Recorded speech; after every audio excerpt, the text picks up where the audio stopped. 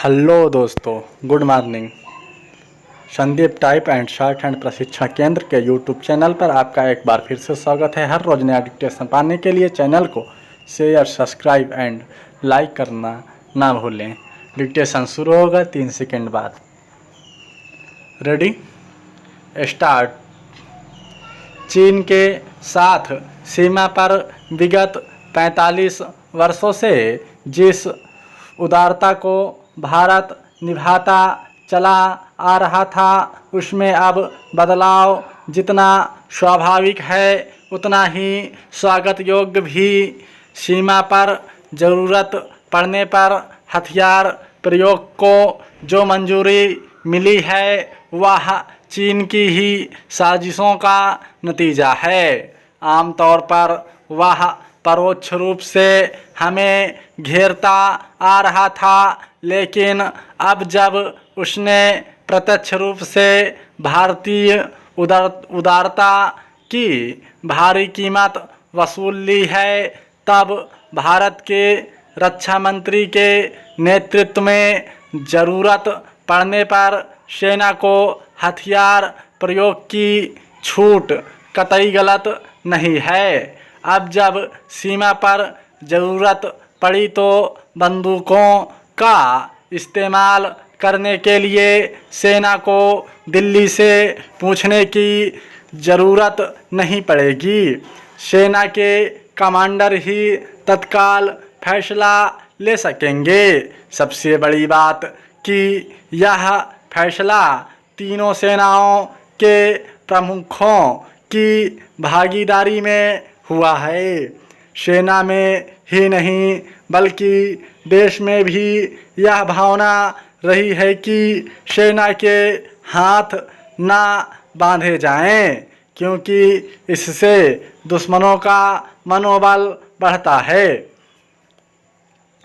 हम अपने पड़ोसियों को ऐसे आश्वस्त क्यों करते रहे हैं कि हम उनका अहित नहीं करेंगे। यह नीति अच्छे दिनों के लिए तो ठीक है, जब सीमा विस्तार का इरादा किसी के मन में नहीं हो, लेकिन जब चीन खुलेआम भारतीय ज़मीन पर दावे करता है, तब ऐसे किसी समझौते या उदार व्यवहार को ताक पर रख देना ही बेहतर है। भारत ने चीन की किसी भूमि पर दावा नहीं किया है। चीन के सीमा विस्तार के खिलाफ भारत में उठने वाली आवाज़ों को खामोश ही रखा गया है। हम पड़ोसी धर्म निभाते रहे हैं, लेकिन चीन क्या कर रहा है यह दुनिया को भी पता चलना चाहिए। हमारी सरकार को भी अपनी माटी की रक्षा के लिए साहस का परिचय देना चाहिए। भारत ने अपनी सैन्य नीति में जो ताज़ा बदलाव किए हैं वह कायम रहने चाहिए। जब चीन हमें निश्चिंत नहीं देखना चाहता, तब हम उसे क्यों बैठे बिठाए आश्वस्त रखें।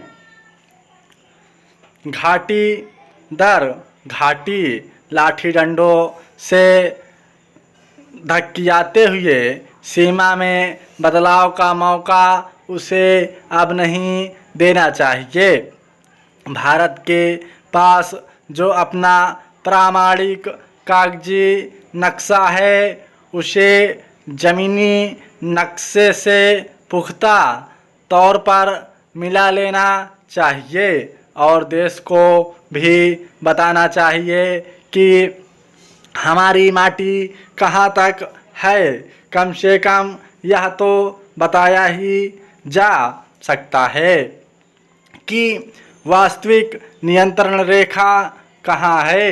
वास्तविक नियंत्रण रेखा का आदर करने के लिए चीन को विवश करना चाहिए और साथ ही हमेशा के लिए सीमा विवाद को सुलझाने की पहल शुरू हो जानी चाहिए।